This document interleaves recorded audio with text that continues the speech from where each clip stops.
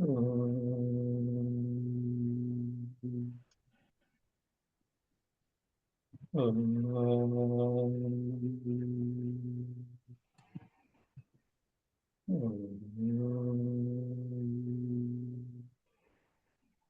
ब्रह्मा गुरु विष्णु गुरुदेवो महेश्वरः गुरु साक्षात् परब्रह्म तस्मै श्री गुरवे नमः।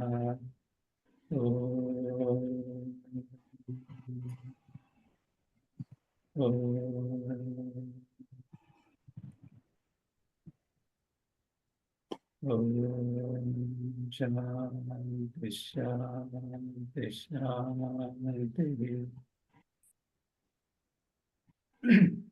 हरि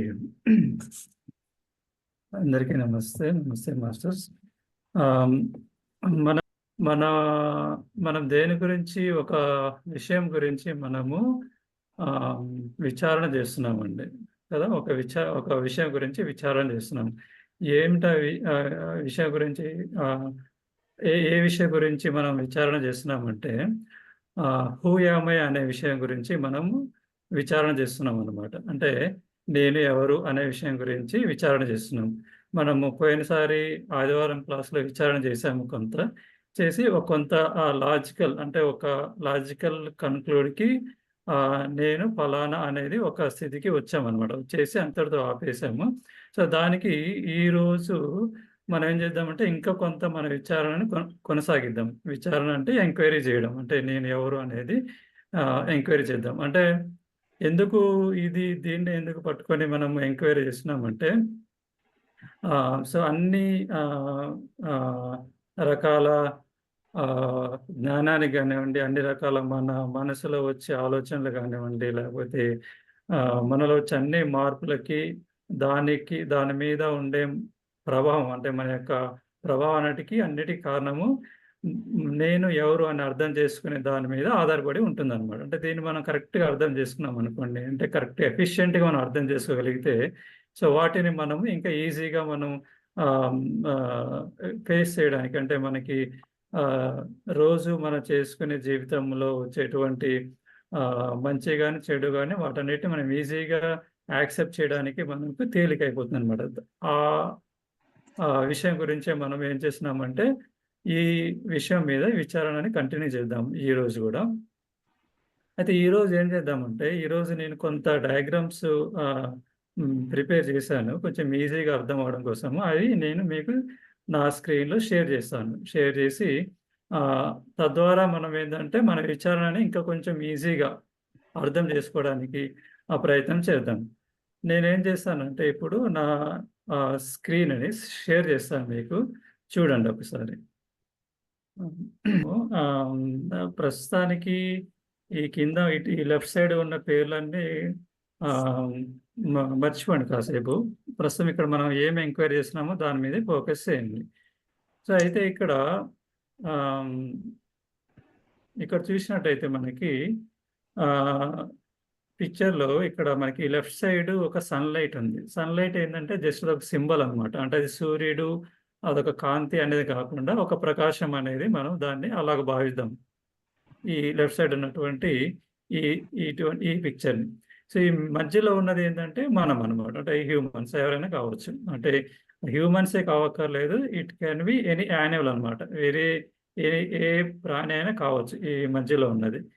అలాగే ఈ చివర కుడివైపు చూస్తే మనకు బయట ఉన్నటువంటి వస్తువులు కానీ లేకపోతే ప్రదేశాలు కానీ ఏవైనా అనేది ఇక రైట్ సైడ్ ఇక్కడ మీకు చూపించాను అనమాట.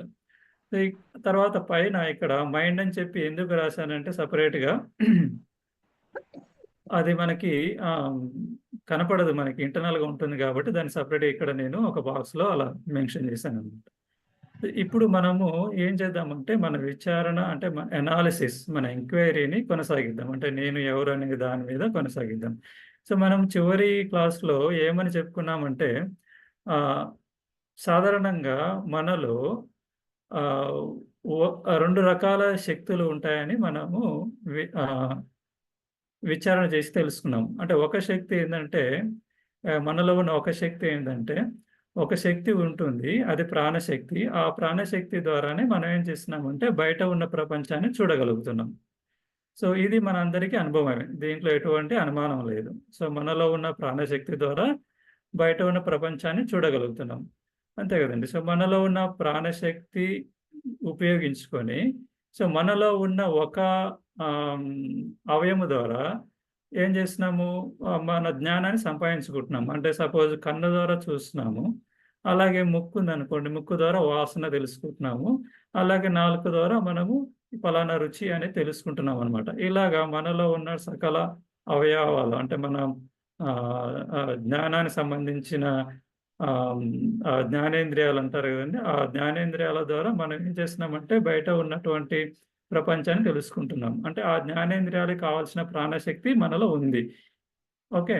సో, అవి తెలుసుకున్న తర్వాత మనం ఏం చేస్తున్నామంటే, తెలుసుకున్న తర్వాత ఇప్పుడుందనుకోండి, ఇప్పుడు ఇక్కడ మనం కన్నుతోటి ఏం చేస్తున్నాము, ఇక్కడ ఒకదాన్ని చూస్తున్నామనమాట. ఓకేనండి. ఇక్కడ కన్నుతోటి ఏం చేస్తున్నాం మనము, ఇదుందనుకోండి. ఇదేంటిదిది? ఇక్కడ మనకి చెట్టు. ఒక వృక్షం అనుకోండి. ఇక్కడ వృక్షం కనబడుతుంది. ఈ వృక్షాన్ని కన్ను చూస్తుంది. అయితే కన్ను దేన్ని చూస్తుంది? వృక్షాన్ని చూస్తుందా? దేన్ని చూస్తుంది? కన్ను ఒక దాన్ని చూస్తుంది. ఏదైతే కన్ను చూసిందో దానికి వృక్షం అనే పేరు పెట్టిందెవరు? మైండ్ అన్నమాట. సో, ఇక్కడ కన్ను చూసింది పలానా వస్తువు. ఆ పలానా వస్తువుకి వృక్షం అని పేరు పెట్టింది మైండ్. అలాగే కన్ను చూసిన ఇంకొక దానికి బిల్డింగ్ అని పేరు పెట్టింది ఎవరు? మైండ్. అంటే ఇప్పుడేమవుతుందంటే మైండ్ ప్లస్ మన కన్ను కానీ, లేపోతే ముక్కు గాని, నాలుక గాని వీటన్నిటి కాంబినేషన్‌తో ద్వారా మనకి ఈ నాలెడ్జ్ అంతా వస్తుందనమాట. సో, దీనిని మనం ప్రాణశక్తి అనుకున్నాం. అయితే ముక్కు ద్వారా ఏదైనా ఒక వాసనొచ్చిందనుకోండి, ఆ వాసన మంచి వాసన, లేదా చెడు వాసన, లేపోతే ఇంకొక వాసన అని చెప్పి ఆ డిఫరెన్షియేట్ చేసేది ఎవరు? మైండ్. అలాగే నాలుకతోటి రుచి చూసినప్పుడు ఇది సాల్ట్‌గుంది, లేపోతే ఇది తియ్యగా ఉంది, ఇది చేదుగా ఉంది, ఇది ఉప్పుగా ఉంది అని చెప్పి ఆ డిఫరెన్షియేట్ చేసేదెవరు? మైండ్. అంటే ఈ మైండ్ ఏం చేస్తుందంటే, ఈ ఈ జ్ఞానేంద్రియాల ద్వారా తెలుసుకున్నటువంటి విషయానికి ఇది ఒక లేబుల్ పెడుతుందనమాట. ఒక పలానా పర్టిక్యులర్ అని చెప్పి ఒక నేమ్ అది పెట్టేస్తుంది అలాగా. సో, అంటే బుద్ధి సహాయంతోటి ఈ మైండ్ అటువంటి పనులు చేస్తా ఉందనమాట. సో, అయితే ఈ ఇంద్రియాల్ని ఉపయోగించుకొని. అయితే ఇది ఒక రకమైన ప్రాణశక్తి. దీన్నే మొత్తం ఏమనుకున్నాము చివరి క్లాస్‌లో అంటే ఇదొక రకమైన ప్రాణశక్తి ఉండడం వల్ల ఈ సకల క్రియలు జరుగుతున్నాయి అనుకున్నామనమాట. ఇది పోయినసారి ఆహ్, సండే క్లాస్‌లో. అయితే ఈ క్రియలు జరుగుతుండగానే అంటే ఈ సకల క్రియలు జరుగుతూ ఉండంగానే సో, ఏమవుతుంది? ఈ సకల క్రియలు జరగడానికి ఒక ప్రాణశక్తి ఉంది. ఓకేనండి. అంతవరకి మనకి తెలిసిపోయింది. అదే అనుభవానికి గూడా మనకుంది. అయితే ఈ ప్రాణశక్తి ఇలాంటి జరుగుతుంది అని గూడా తెలుస్తుంది గదా మనకి. సో, ఇక్కడ మనం జాగ్రత్తగా మనం ఫోకస్‌గా ఆహ్, ఉండాలనమాట. ఏంటి? ప్రాణశక్తి ఒకటుంది. ఆ ప్రాణశక్తి ద్వారా కన్ను చూస్తుంది. ఆ చూసిన దాన్ని మనసు తెలుసుకుంటుంది. తెలుసుకొని దానికొక పేరు పెడుతుంది. సో, అదంతా గూడా అనుభవం వస్తుంది. 2 రకాల అనుభవాలు. ఓకేనండి. ఒక అనుభవం ఏందంటే, మనలో ఒక ప్రాణశక్తి ఉండి, ఆ ప్రాణశక్తి ద్వారానే మనం ఈ బయట ప్రపంచాన్ని తెలుసుకుంటున్నాము. అయితే ఈ మనలో ఉన్న ప్రాణశక్తి ద్వారా బయట ప్రపంచాన్ని తెలుసుకుంటున్నాము అనే తెలివి గూడా మళ్ళీ మనకు తెలుస్తుంది. ఓకేనండి. ఆ విధంగా 2 శక్తులున్నాయి మనలో. ఒకటేందంటే, బయట తెలుసుకునే తెలివి ఒకటి, బయట తెలుసుకునే దాన్ని తెలుసుకునే తెలివి ఇంకొకటుంది. సో, ఆ తెలివినేమన్నామంటే మనము, ఆ తెలివిని ఆ తెలివి ఇక్కడ మీకు చూపించాను. లెఫ్ట్ సైడు ఈ ప్రకాశం అంటే ఈ వెలుతురు అంటే మనలో ఉన్నటువంటి ఒక లైట్ లేకపోతే ఒక ఎరుక లేకపోతే ఒక రకమైన ఏమంటారది తెలుసుకునే తత్వం ఏదైతే ఉందో ఆ తత్వం ద్వారానే మనకి ఏమని తెలుస్తుంది? ఈ శక్తిలో అంటే ఈ దేహంలో, ఈ శరీరంలో ఈ రకమైన సకల క్రియలు జరుగుతున్నాయి. అంటే చూడడం, వాసన తీసుకోవడం, రుచి చూడడం అనేటువంటి సకల క్రియలు జరుగుతున్నాయి అని మనకి తెలుస్తా ఉంది. అది ఎక్కడ తెలుస్తుంది అంటే దాన్నే ఒక ఎరుక అని అన్నామనమాట. సో, దాన్నే ఏమన్నాం ఎరుక అని అనొచ్చు. లేకపోతే దాన్ని సాక్షీభావం అని అన్నాము. లేకపోతే దానినే దానినే ఏమనొచ్చంటే ఆత్మ అని గూడా అంటారనమాట దానినే. అయితే ఆత్మ అని ఎందుకంటారంటే, ఈ ఆత్మ అనేది మనకి మన పురాణాలు కానివ్వండి, లేకపోతే పురాణాలు కాదని వేదాలు, లేకపోతే ఉపనిషత్తులు వీటన్నిటిలో మనని ఆ తెలుసుకునే తత్వం ఏదైతే ఉందో దానిని ఆత్మగా వర్ణించారనమాట. సో, దాన్ని ఆత్మగానే ఎందుకు వర్ణించారనేది మళ్ళీ దానికి ఒక సెపరేట్ మనం ఒకసారి చూద్దాము. ప్రస్తుతానికైతే అలా తీసుకోండి. అయితే ఆత్మ అనే ఒక పదానికి ప్రస్తుతం మనము ఫిక్స్ అయిపోదాం. ఎందుకంటే ప్రతిసారి రకరకాల పదాలు వాడి కన్‌ఫ్యూజ్ అవ్వకుండా. సో, ఆత్మ అనే ఒక పదానికి మనం ఫిక్స్ అయిపోదాం. అంటే ఇప్పుడేమైంది? ఆత్మ అనేది ఏంటిది? అంటే ఆత్మ ఈస్ నథింగ్ బట్ ఒక తెలుసుకునేటువంటి శక్తి. సో, మరి ఈ ఆత్మ అనేది ఈ తెలుసుకునే శక్తి అన్నాము గదా! ఇది ఏం తెలుసుకుంటుంది? దేన్ని తెలుసుకుంటుంది అంటే, దేన్ని తెలుసుకుంటుంది ఇది? ఈ దేహంలో జరిగే సకల క్రియలను తెలుసుకుంటుంది. అంటే దేహంలో ఏం జరుగుతుంది? గుండె కొట్టుకోవడం జరుగుతుంది, కన్ను చూడడం జరుగుతుంది, తర్వాత ఆహ్, వాసన చూడడం జరుగుతుంది, నాలుక రుచి చూడడం జరుగుతుంది. అలాగే గాకుండా ఇంకేం జరుగుతుంది? మనసు ఏమేమి ఆలోచనలు చేస్తుందో అది గూడా ఇది తెలుసుకుంటా ఉంటుంది. సో, ఈ మనకిదంతా అనుభవమే గదండీ! దీంట్లో పెద్దగా మనకి అనుభవం లేనంత ఇబ్బందయితే ఏముండదు. ఎందుకంటే, మన మనసు ఏం ఆలోచిస్తుందో మనకు తెలుస్తుంది.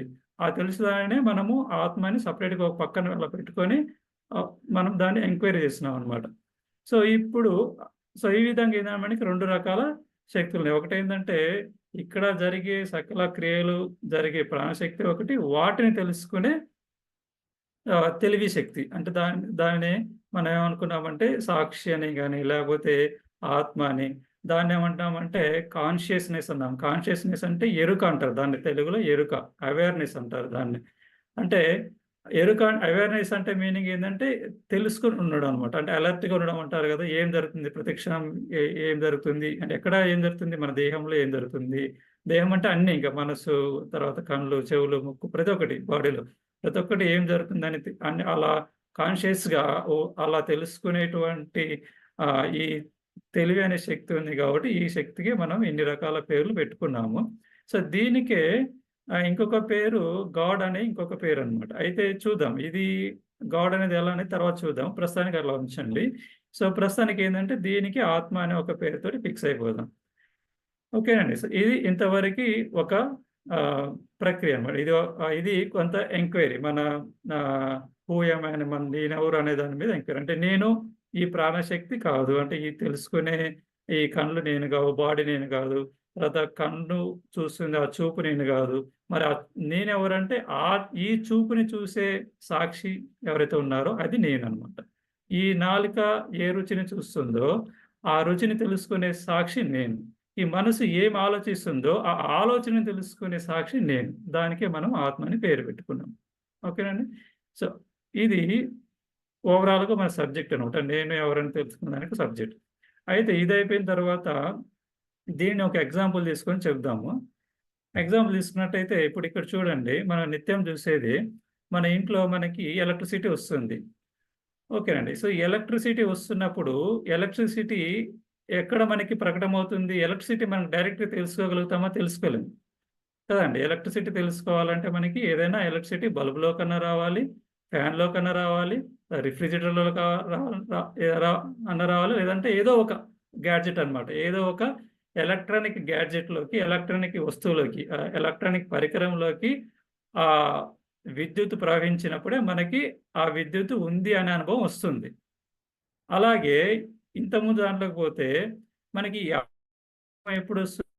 ఆత్మ అనే అనుభవం రావాలంటే గూడా మనకి ఒక దేహం అనేది కావాలన్నమాట. సో, ఒక దేహం అనేది ఉన్నప్పుడే మనకి ఈ ఆత్మ అనే అనుభవం వస్తుంది. ఏ విధంగా? ఏ విధంగా అయితే ఒక విద్యుత్తు ఉన్నది అనే అనుభవం కావాలంటే, ఏ విధంగా అయితే మనకి ఒక ఆహ్, విద్యుత్ పరికరం అవసరం అయితుందో, అలాగే మనకి ఈ ఆత్మ అనేది ఉంది అని తెలుసుకోవాలంటే కూడా మనకి ఆ దేహం అనేది ఒక ఎలక్ట్రానిక్ విద్యుత్ పరికరంలాగా ఒక వస్తువు అన్నమాట ఈ దేహం అనేది. ఓకేనండి. సో, అయితే ఇప్పుడు ఇంకొంచెము దీన్ని మనము ఇంకొద్దిగా అనాలిసిస్ చేద్దాం. ఇంకొక విచారణ చేద్దాం ఇంకొంచెం ఎక్కువ. ఇప్పుడు చూడండి. ఇప్పుడు ఈ బల్బు ఎలగడం ఆగిపోయిందండి. అనుకుందాం సపోజ్ ఈ బల్బు ఎలగడం ఆగిపోయింది. అంటే ఇప్పుడు ఈ విద్యుత్తు ఉన్నట్టా? లేనట్టా?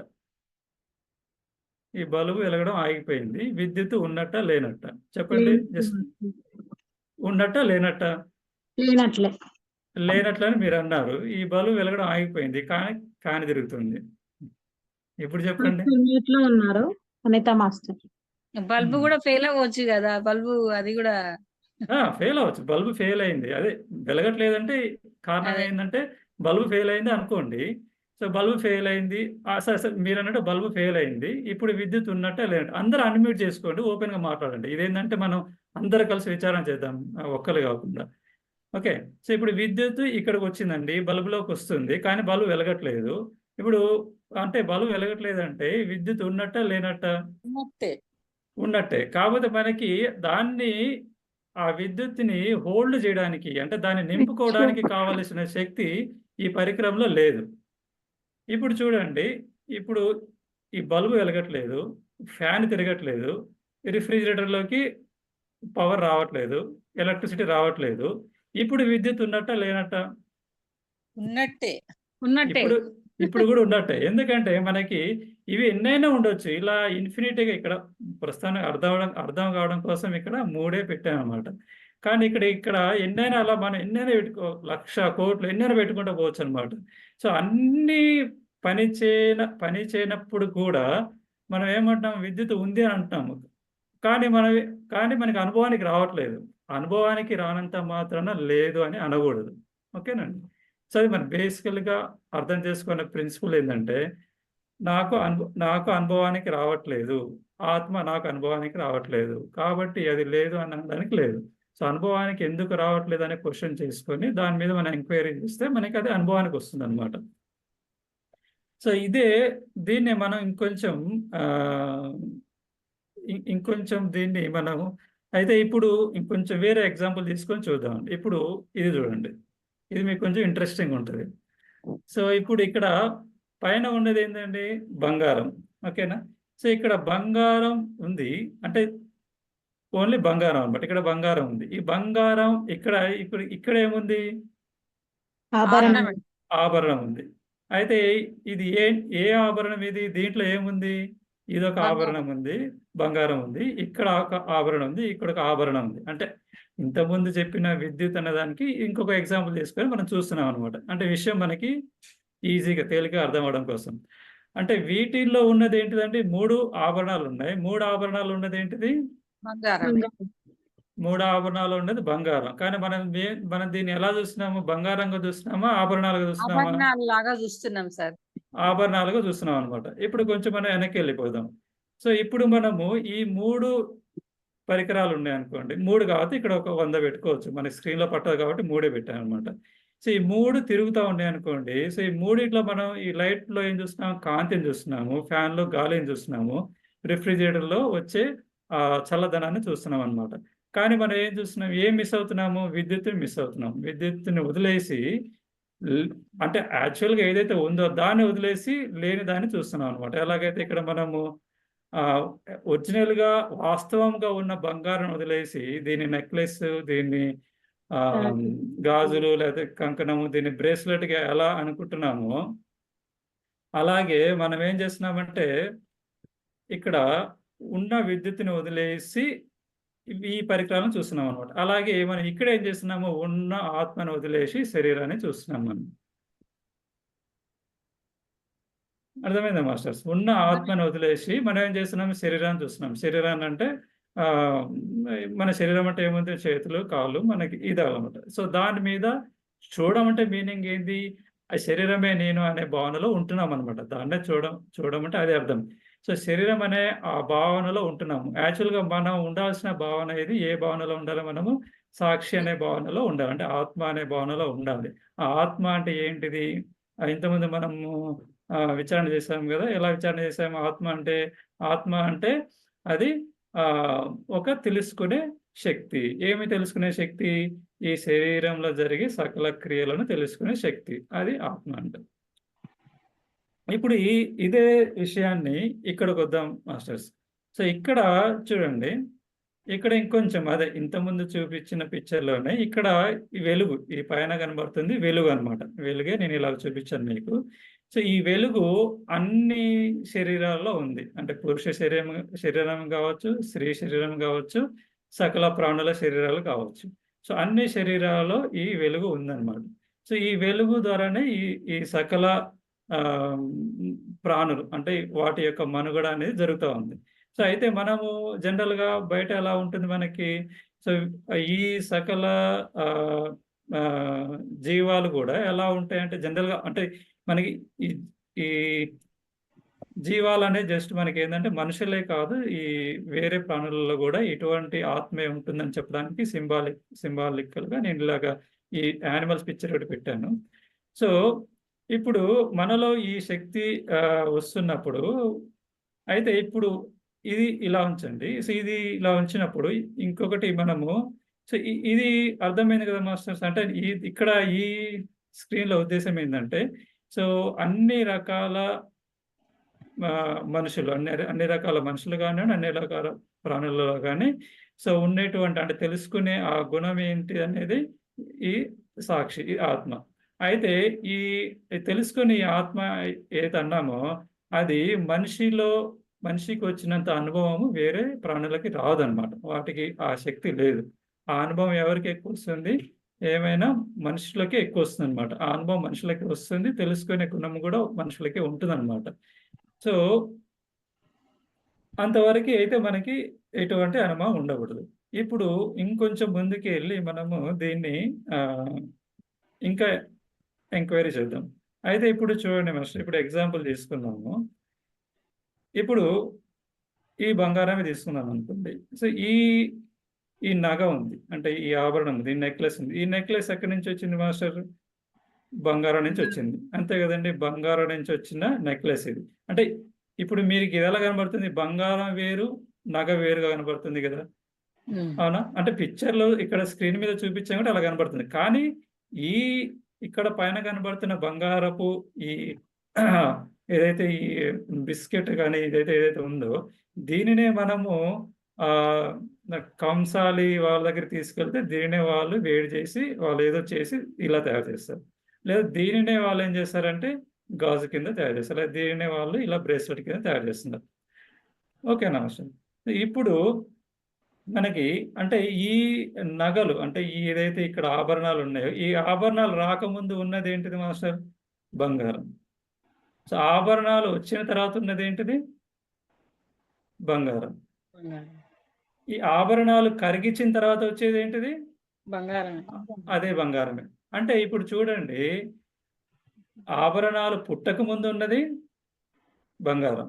ఆభరణాలు పుట్టిన తర్వాత ఉన్నది గూడా బంగారం. హ్మ్. ఆభరణాలు చనిపోయిన తర్వాత అంటే ఆభరణాలు కరిగిపోయిన తర్వాత అక్కడ ఉండేదేంటిది? బంగారం. బంగారం.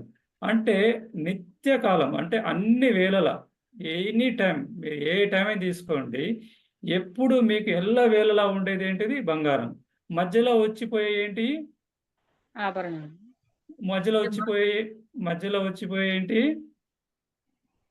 ఆభరణాలు. శరీరాలు. మానవ రూపంలో అయితే శరీరాలు. మధ్యలో వచ్చిపోయేయి రూపాలు. ఓకేనా అండి? రూపాలు. రూపాలు. ఆభరణాలు కంటే ఒక స్టెప్ పైకెక్కి మాట్లాడదాం మనం. రూపాలన్నమాట. సో, అంటే రూపం. రూపానికి మనం పెట్టుకున్న పేరు నెక్లెస్. ఈ రూపానికి మనం పెట్టుకున్న పేరు గాజులు. ఈ రూపానికి మనం పెట్టుకున్న పేరు బ్రేస్లెట్. అంటే నామరూపాలు పెట్టుకునేవి. నామరూపాలు వాస్తవం కాదు. ఓకేనండి. ఎందుకంటే ఇక్కడ మనకు క్లియర్‌గా అర్థమవుతుంది కదా! నామరూపాలు ఒక శక్తి నుంచి వచ్చేయి. కొంతకాలం తర్వాత ఎళ్ళిపోయాయన్నమాట. మళ్ళీ ఆ శక్తిలో కలిసిపోయాయి. ఓకేనా మాస్టర్? అంటే ఎల్లకాలం ఉండేది ఆ తెలుసుకునే శక్తి ఎల్లకాలం ఉంటుంది. ఓకేనా మాస్టర్? ఇప్పుడు చూడండి, ఇక్కడ గూడా అంతే. సేమ్ అదే అప్లికేషన్ మనిషికి, జంతువులు తీసుకోండి. సో, అన్ని ప్రాణులలో ఉండేది ఆ తెలుసుకునే శక్తి. ఓకేనా మాస్టర్? తర్వాత ఈ ప్రాణులన్నీ వాటి కాలం అయిపోయి, ఆ దేహం పడిపోయిన తర్వాత మళ్ళీ అవన్నీ ఎక్కడ కలిసిపోతాయి? ఆహ్, ఆ తెలుసుకునే శక్తిలో కలిసిపోతాయన్నమాట. ఇప్పుడు మీరు విద్యుత్ తీసుకున్నా గూడా అంతే. సో, విద్యుత్‌లో గూడా మీకు ఈ విద్యుత్ ప్రవహించేంత సేపు మీకు ఇవి ఎలుగుతా ఉంటాయి. అవి అంటే వెలగడం అంటే వాటిలో ఆ శక్తి వస్తా ఉంటుంది. వీటికైతే ఎప్పుడైతే వీటికి ఆ విద్యుత్తుని నింపుకునే శక్తి ఉండదో అంటే మీనింగ్ ఏంది? ఆ విద్యుత్తుని వాటిని హోల్డ్ చేసే శక్తి వాటికి ఉండదు. అంటే ఇండైరెక్ట్‌గా చెప్పాలంటే వాటికి గూడా ప్రాణం అయిపోయిందన్నమాట. వాటికి గూడా ప్రాణం పోయిందని చెప్తామన్నమాట. అప్పుడు ఇంకా వీటిల్లో ఎంత విద్యుత్ ప్రవహించినా గూడా ఉపయోగం ఉండదన్నమాట. సో మళ్ళీ మనకి ఇక్కడ ఆ విద్యుత్ నింపుకునే శక్తి కావాలంటే మళ్ళీ కొత్త తీసుకొచ్చి పెట్టడం వల్ల అది మళ్ళీ దీంట్లో మనకి ఆ విద్యుత్ ఉందన్న సంగతి ప్రకటమవుతుంది. ఓకేనా మాస్టర్? సో ఇప్పుడు ఒకటి ఆలోచన చేయండి మాస్టర్. ఇప్పుడు బంగారము ఎప్పుడు ఉన్నది బంగారమే. అంటే ఈ నామరూపాల కంటే ముందు బంగారమే ఉంది. నామరూపాలు వచ్చిన తర్వాత బంగారమే ఉంది.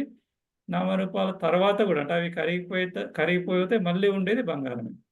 అయితే ఒకటి చెప్పండి మాస్టర్, దీనికి ఏమైనా రూపం ఉందా? బంగారానికి ఇక్కడ ఇక్కడ నేను చూపిస్తాను కదండి, ఇక మౌస్ పాయింటర్ పెట్టి, ఈ బంగారానికి ఏమైనా రూపం ఉందా? నామం ఉంది, రూపం ఏమో ఆకారం ఉంది.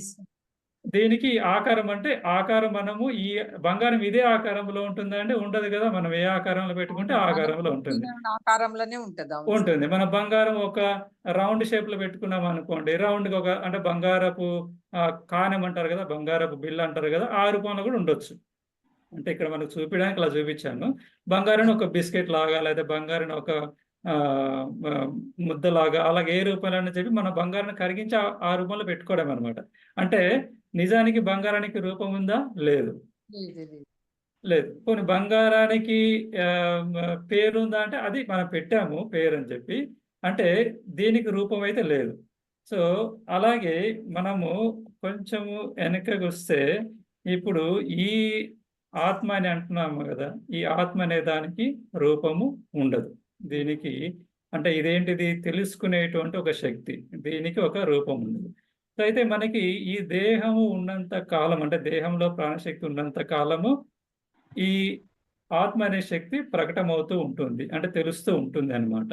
సో ఎప్పుడైతే ఈ దేహంలో ఆ ప్రాణశక్తి ఎప్పుడైతే ఉండదో అంటే ఇంకా ఈ తెలుసుకునేటువంటి శక్తి ఈ దేహంలో ఉండదో, దేహం పడిపోతుంది.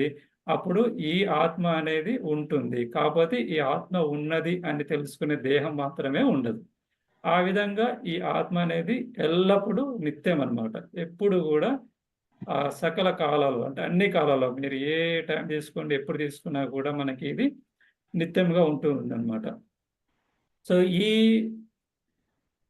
ఈ ఆత్మని తెలుసుకునే దేహమే ఉంటుంది. సో అలాగే ఇప్పుడు చూడండి, ఈ దేహం నిత్యమా కాదు. ఎందుకంటే మనకి అందరికి తెలిసిన దేహంలో రకరకాల మార్పులు వస్తాయి. జుట్టు తెల్లబడుతుంది, చర్మం ముడతలబడుతుంది, అలా చివరికి దేహం పడిపోతుంది. కాబట్టి సో ఇది కాదు. అంటే ఇప్పుడు మీరు చెప్పండి, అంటే మీకు మీరే చెప్పండి, హూ యామ్ ఐ, నేను ఎవరు అనే దానికి మనం ఇప్పుడు ఇది ఏమనుకుందాము? నేను ఈ దేహం అనుకుందామా, ఈ ఆత్మ అని అనుకుందాము? మీరే డిసైడ్ చేసుకోండి. లేదంటే నేను దేహమే అనుకుంటాను అని అనుకోండి, మీ ఇష్టం, మీ చాయిస్ ఇది. ఎందుకంటే ఎవరి చాయిస్ వాళ్ళే కదా. మీరు దేహం అనుకుంటే వద్దు అని అనడానికి నాకు ఛాన్స్ లేదు, ఎందుకంటే అది మీ ఇష్టం అని. కాకపోతే ఇబ్బంది ఏమవుతుంది? నేను దేహం అనుకుంటే వచ్చిన ఇబ్బంది ఏమవుతుంది అంటే, నేను దేహం అనుకుంటే ఏమవుతుంది? వెంట్రుకలు తెల్లబడ్డప్పుడు బాధపడాల్సి వస్తుంది. ఓకేనా మాస్టర్? చర్మం ముడతపడ్డప్పుడు బాధపడాల్సి వస్తుంది. ఓకేనా మాస్టర్? వయసు పెద్దగా అయ్యే కొద్దీ కళ్ళు సరిగ్గా కనపడవు, బాధపడాల్సి వస్తుంది. వయసు పెద్దగా అయ్యే కొద్దీ చెవులు సరిగ్గా వినపడవు, బాధపడాల్సి వస్తుంది. అంటే బాధపడే గుణం ఉన్న శరీరం మనం అనుకుందామా, బాధ లేకుండా నిత్యం ఎప్పుడు ఒకే విధంగా ఉండే ఆత్మ మనం అనుకుందామా? అది మీ చాయిస్. అంటే మన చాయిస్, మీదని అనకూడదు, మన చాయిస్. మనం దేన్ని పట్టుకుందాము అంటే, ఎప్పుడు ఎరుక అంటే ఎప్పుడు తెలుసుకునే ఏదైతే ఒక శక్తి ఉందో దాన్ని పట్టుకుందామా, లేదా ఎప్పుడు కరిగిపోతా ఉండే దాన్ని మనం పట్టుకుందామా?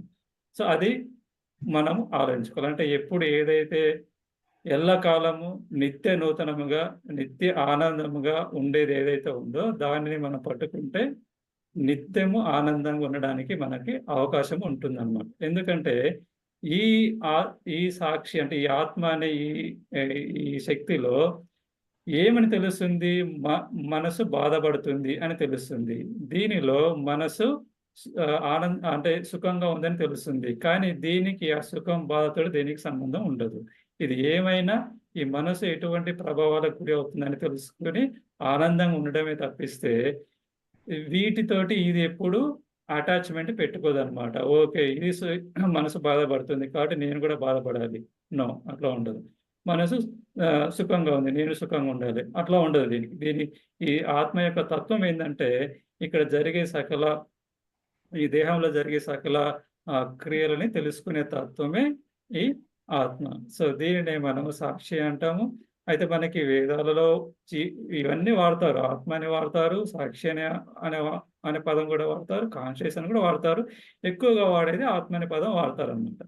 అయితే ఇప్పుడు ఒక క్వశ్చన్ రావచ్చు అనమాట. ఏంటంటే క్వశ్చన్ ఏంటంటే అయితే మరి గాడ్ అని ఇక్కడ కింద ఒక పదం పెట్టాం కదా, మరి ఇప్పుడు గాడ్ ఏంది? సో గాడ్ అంటే గాడ్ వేరేనా అంటే జనరల్గా మనకు తెలిసిన విధంగా దేవుడు దేవుడు డు డు డు అంటే మీరు అదొక మగ మనిషి అని అనుకోకండి.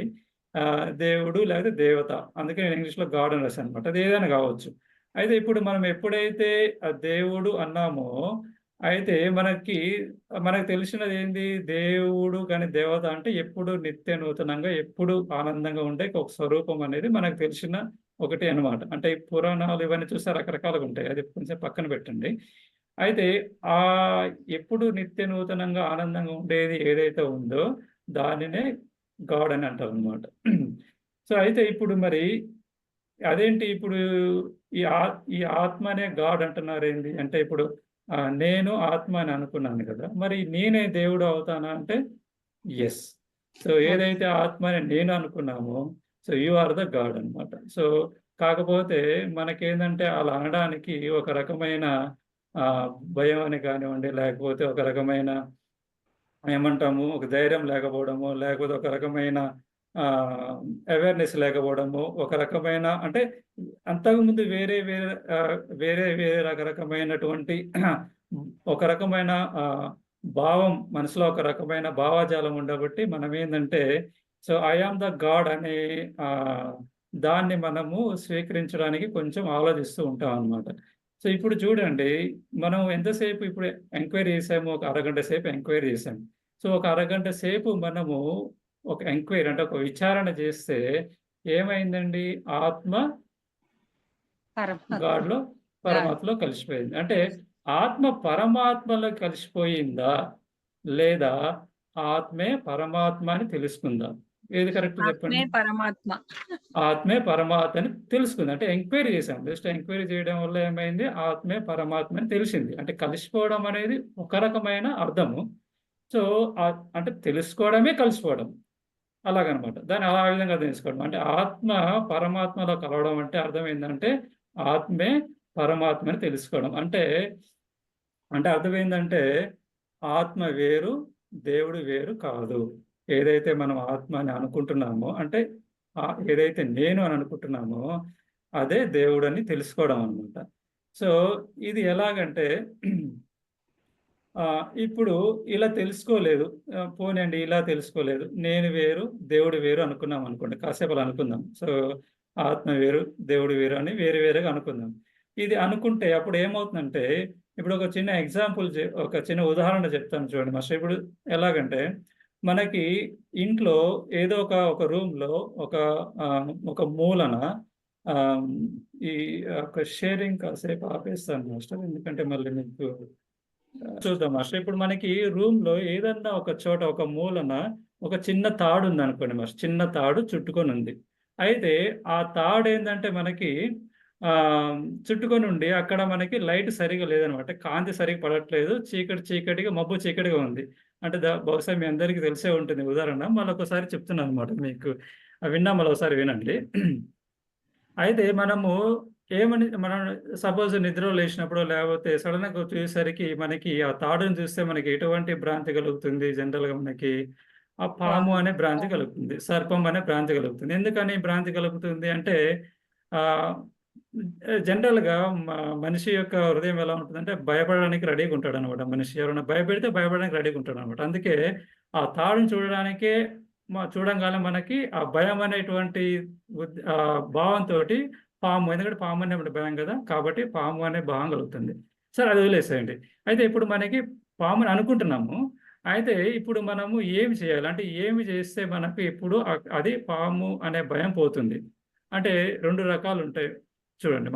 ఇప్పుడు మనం అది ఒకటి ఏం చేయొచ్చు అంటే వెళ్ళి మనము ఈ పాముకి పూజలు చేసే వాళ్ళ దగ్గరికి, లేకపోతే ఏదో ఆ పూజలు చేసే వాళ్ళ దగ్గరికి వెళ్ళి పూజలు చేయించుకోవడం, అంటే పూజలు చేసి ఆ పామును పంపించే మార్గం చేయడం.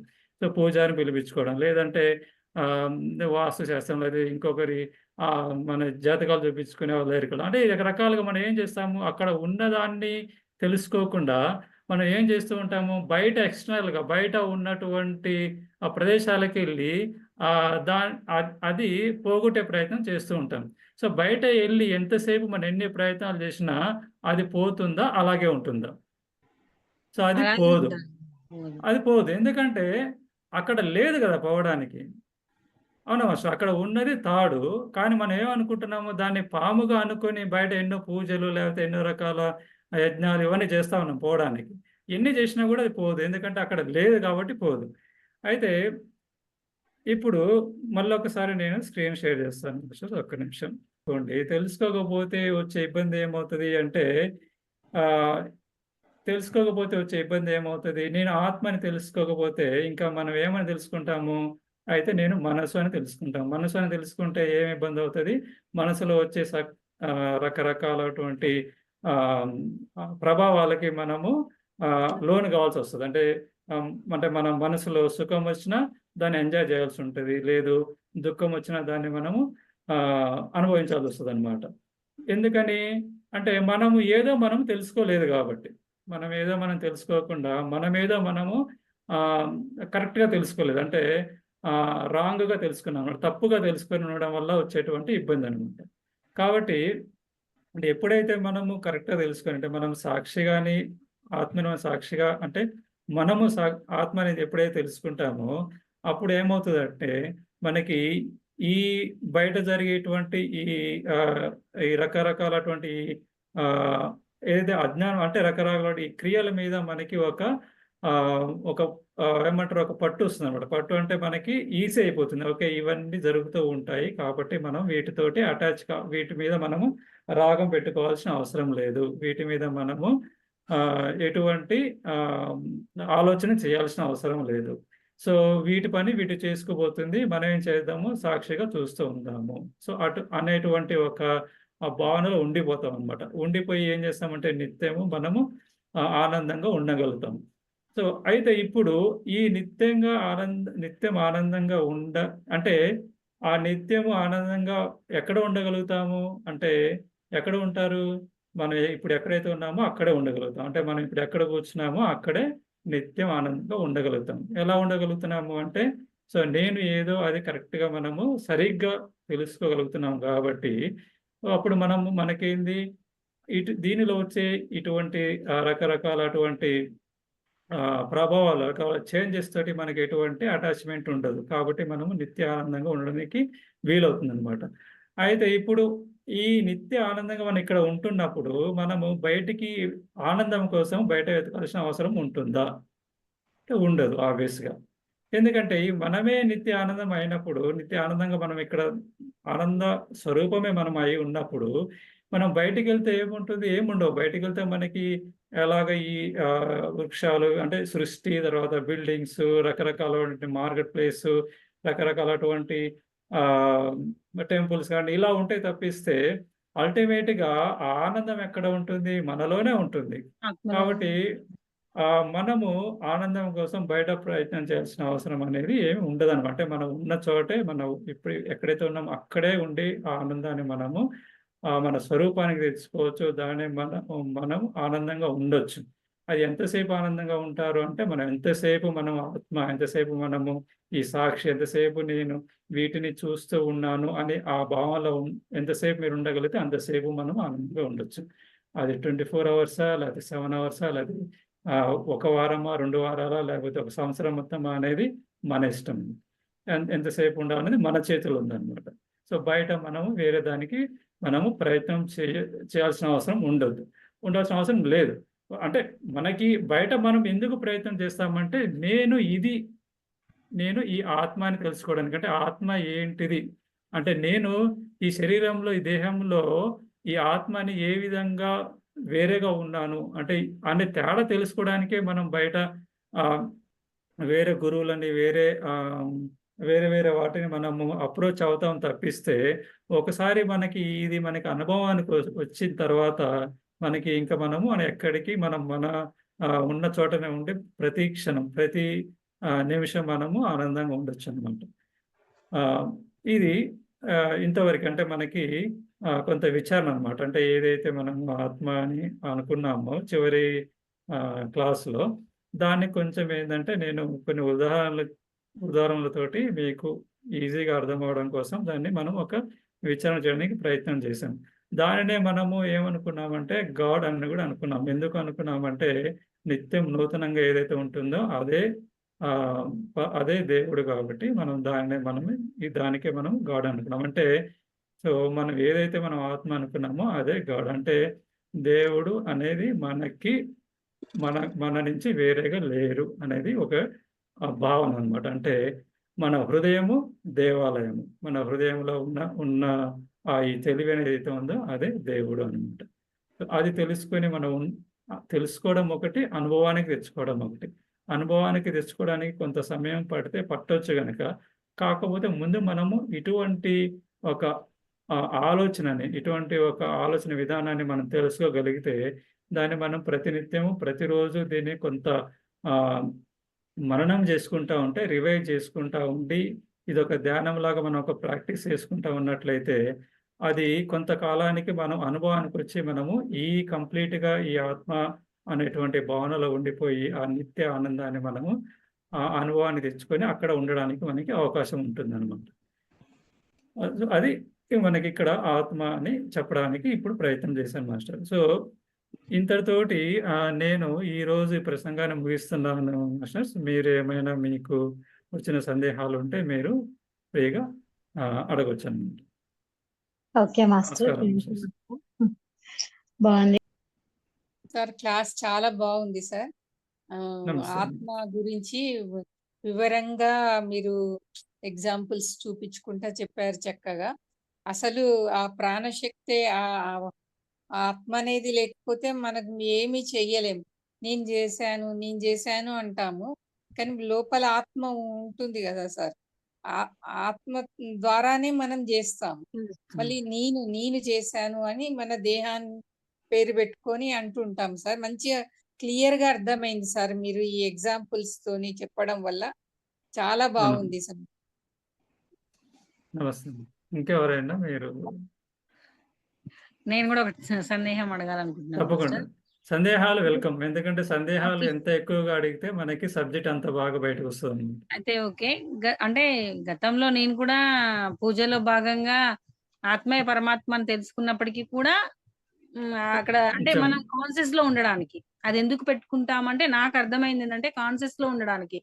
అక్కడ కోరికల కోసమో వేరే ఏదో కాదు. అంటే మనల్ని మనం ఏమంటారు శుద్ధి చేసుకోవడానికి, ఆత్మశుద్ధి. మాయలో చిక్కుకోకుండా అనేసి నా కాన్సెప్ట్. అంటే నా అభిప్రాయంలో నేను చేసింది. అయితే మీరిప్పుడు చెప్పిన దాని ప్రకారం ఎగ్జాంపుల్స్ చూపించిన తర్వాత చాలా క్లియర్‌గా అనిపించింది. కానీ ఆ! ఒక ఆలోచన కలిగింది. ఏంటి అంటే మన ఆత్మ పరమాత్మ అయినప్పుడు కాదు. అయింది కాబట్టి అయింది. మరి ఆ! మన నిత్య పూజలో దేవాలయాల దగ్గరికి వెళ్ళడం, దేవుళ్ళ దగ్గర ప్రసాదాలు పెట్టడం, ఇవన్నీ చేస్తున్నాం కదా! ఆ! మరి ఇంత చిన్న ఇంత ఈ వివరణ ఇంత క్లారిటీగా ఉన్నప్పుడు మానవుల్లో ఎందుకు చైతన్యం రావడం లేదు అనేది ఒక డౌట్. కరెక్ట్. కరెక్ట్. సందేహం వచ్చింది. అంటే ఆ! ఇప్పుడు ఇక్కడ నాకైతే ఈ ఒక 1 హాఫ్ ఎన్ అవరో ఇంత ఆ! ఈజీగా, ఇంత సింపుల్‌గా మనకు జ్ఞానం ఆల్రెడీ మానవునికి దేవుడు ఇచ్చిన శక్తి ద్వారా నేను తెలుసుకుందేంటంటే, ఎందుకు మరి మానవులలో చైతన్యం రావడం లేదు అనేది నాకు థాట్. వచ్చినా కూడా మళ్ళీ తిరిగి అంటే వచ్చిన వాళ్ళు వెళ్ళరేమో. దేవాలయంలోకి వెళ్లి ప్రసాదాలు పెట్టి, కొబ్బరికాయలు కొట్టి అట్లా ఆ! చేస్తున్నారు కదా! దాని మీద మీ ఆన్సర్ ఏంటి? ఆ! అయితే చూడండి మాస్టర్, మళ్ళీ ఏం చేద్దామంటే మళ్ళీ మనము ఎంక్వైరీ చేద్దాం. ఎంక్వైరీ అంటే హాఫ్ అన్ అవర్ కాదు. జస్ట్ ఒక మినిట్. ఓకే. కంగారు పడకండి. ఓకే. సో, అంటే చిన్న ఎంక్వైరీ. ఎలాగంటే మీరు అడిగిన ప్రశ్న ఏందంటే సో, ఇంత సింపుల్ జ్ఞానం అనేది అందరి ప్రాణులలో ఎందుకు కలగట్లేదు? అంటే అందరి మనుషులు ఎందుకు కలగట్లేదు అనేది మీ ప్రశ్న అన్నమాట. అంటే ఇప్పుడు చూడండి మాస్టర్, ఇప్పుడు మన ఇంట్లో ఆహ్, జీరో వోల్టేజ్ బల్బ్ ఉంటుంది మాస్టర్. జీరో వోల్టేజ్ బల్బ్ అంటే బెడ్ లైట్ అనుకుంటాం కదా! చిన్న జీరో వోల్టేజ్ బల్బ్ ఉంటుంది. అలాగే ఒక పెద్ద ట్యూబ్ లైట్ ఉంటుంది మాస్టర్. ఓకే. అయితే మనకి ఇప్పుడు మీరు చెప్పండి, మీరు ఒకే ఒక్క దీనికి ఆలోచన చేయండి. ట్యూబ్ లైట్‌లో వస్తున్నంత కాంతి 0 బల్బులో ఎందుకు రావట్లేదు? ఆ! అంటే అక్కడ శక్తి తక్కువగా వస్తుంటది. అంటే అది అంటే చెప్పండి. దాన్ని తీసుకునేది అంతే కెపాసిటీ ఉంటుంది. దానికి ట్యూబ్ లైట్‌కి ఉన్నటువంటి కెపాసిటీ అంటే ఆ లేదు. బుద్ధికి ఉన్న కెపాసిటీ అంతే. అంతే. బెడ్ లైట్‌కి ఉన్న కెపాసిటీ అంతే. కాబట్టి సకల జీవులలో ఉన్నటువంటి కెపాసిటీలు అంత మాత్రమే ఉంటది. అయితే ఆ జ్ఞానాన్ని అందుకునే కెపాసిటీ అంత ఏదైతే ఎవరి మనసులో అయితే అంటే ఎవరి శరీరంలో అయితే ఉంటదో అది వారిలో త్వరగా వస్తదన్నమాట. ఓకే. ఇంకా అడగండి. ఎవరికైనా ప్రశ్నలుంటే అంటే అంటే మరి ఇప్పుడు మంచి ప్రశ్న. చెప్పండి. అడగండి. సార్ హెచ్చు తగ్గులు ఉండటం వల్లనే ఆ భేదాలు కదా సార్? అవును. ఓకే అవును సార్. మాస్టర్. Okay sir. అది దానివల్ల రావాలంటే భేదాలు. ఏం చేయాలి? అది రావాలంటే ఒకటి ఇటువంటి మనకి ఇటువంటి ఏమంటారు క్లాసెస్ గానివ్వండి, అది ఇటువంటి శ్రవణం గానివ్వండి, లేకపోతే ఇటువంటి బుక్స్ గానివ్వండి, ఇటువంటివి వింటా ఉంటే కొంచెం అది మొదలవుతుందనమాట. ఇప్పుడు ఆహ్, నా నా అనుభవమే తీసుకోండి. నా అనుభవమే తీసుకుంటే 2014లో నేను దీనికి సంబంధించిన శ్రవణం మొదలుపెట్టాననమాట. 2014 సంవత్సరం. అంతకంటే ముందు నాకు ఇటువంటిది ఒకటి ఉందన్న సంగతి కూడా తెలీదనమాట. ఇటువంటి ఒక సబ్జెక్ట్ ఉంది. ఇటువంటి ఒక అవేర్‌నెస్ ఉంది. అంటే దేహంలో జరిగే ప్రతి క్రియని ఎవరో ఒక మనిషి లోపట ఉండి గమనిస్తూ ఉన్నాడు అనేది మనకి అప్పుడప్పుడు కొంత కొద్ది తెలుస్తూ ఉంటుంది గానీ, దాని మీద నేనెప్పుడు ఫోకస్ చేయలేదు. అంటే ఎప్పుడైనా మనకు అనుమానానికి వస్తుంది. అంటే ఇప్పుడు చూడండి, మనసు ఒకటి ఆలోచిస్తుంది, బుద్ధి ఇంకోటి చెప్తుంది. మనసు ఏం ఆలోచిస్తుంది? లడ్డు తింటే తియ్యగా ఉంటుంది, లేకపోతే గులాబ్ జామ్ తింటే తియ్యగా ఉంటుందని చెప్పి మనసు చెప్తుంది. కానీ బుద్ధి ఏమంటుంది? అది తింటే షుగర్ వస్తుందని బుద్ధి చెప్తుంది. కదా మాస్టర్. అయితే ఇప్పుడు మనకి అంటే ఈ రెండిటిని తెలుసుకునేవాడు ఇంకోడున్నాడు లోపల మనుషులు. ఇంకోడు లేకపోతే ఇంకొకరు. కదా! అంటే ఆ 2 తెలుసుకునే ఇంకొక పర్సనాలిటీ లోపట ఉంటుంది.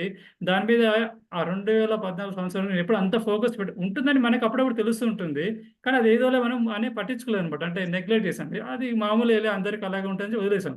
ఎప్పుడైతే నేను గురువు గారిని ఆశ్రయించానో అది అసలు మనం పట్టుకోవాల్సిందే దాన్నే అని ఎప్పుడైతే మనం తెలుసుకున్నామో, సో, ఆటోమేటిక్‌గా కొంచెం ఇది మనకి జ్ఞానం ఎక్స్‌ప్లోర్ అవుతూ వస్తూ ఉందనమాట.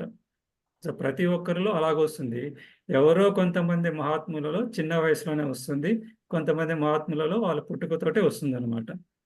అది సార్ మనిషి యొక్క చెప్పండి. ఈ కర్మల వల్ల కూడా ఉంటదా సార్? తొందరగా ఆత్మజ్ఞానం వచ్చేది రాంది. అంటే ఆహ్, పూర్వజన్మ ఎన్నో జన్మలు ఎత్తుతూ ఉంటాం గదా! ఆ! అవి మన పనిచేస్తాయా అని?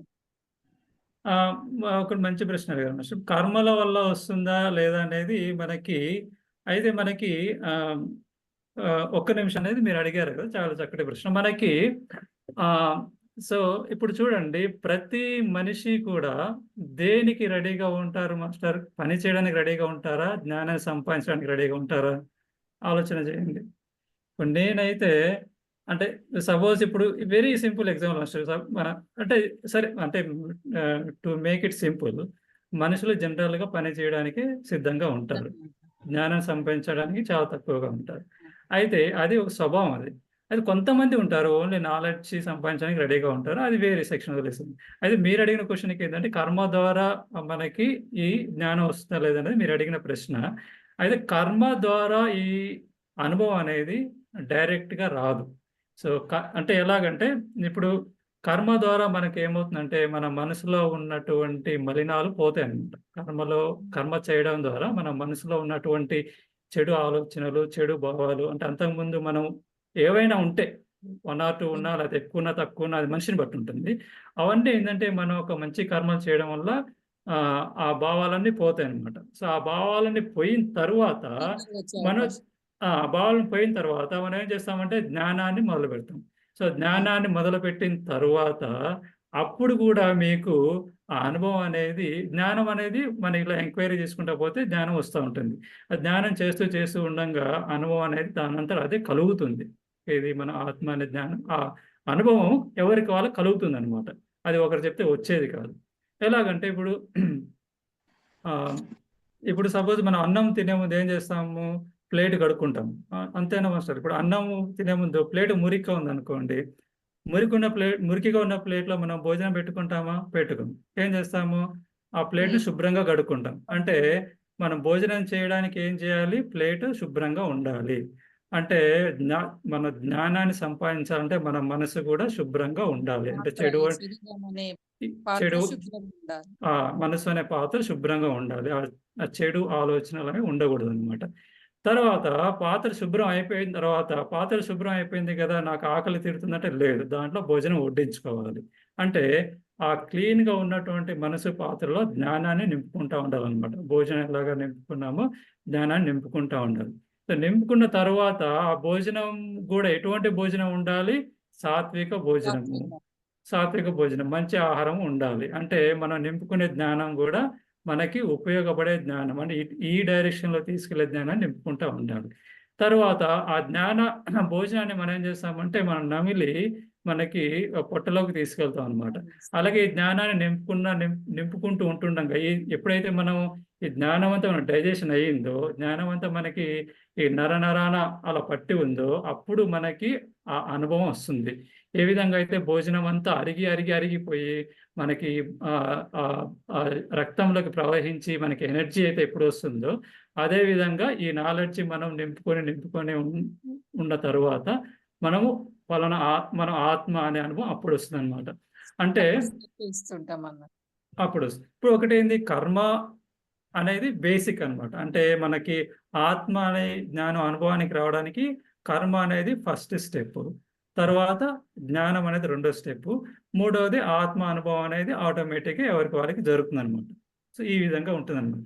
సో, దీన్ని చెప్పాలంటే దీని ఒక 4, 5 డేస్ ఫుల్ డే పెట్టుకొని కూడా చెప్పొచ్చన్నమాట. కాకపోతే మీకు ఏదంటే కొంచెం అలా చెప్పాను. మీకు సింపుల్‌గా చెప్పడం ఇష్టం. Wonderful sir. నమస్తే. ఎవరికన్నా